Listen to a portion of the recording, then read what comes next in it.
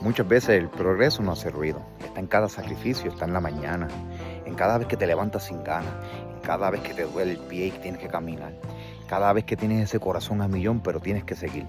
Ahí es que están los grandes sacrificios, que no se ven. Muchas veces la sociedad que vivimos tenemos que demostrar algo, pero no.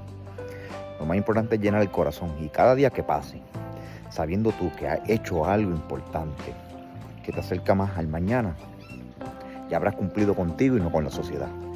Así que sigamos creciendo, sigamos sacrificándonos, porque eso es la estabilidad del mañana.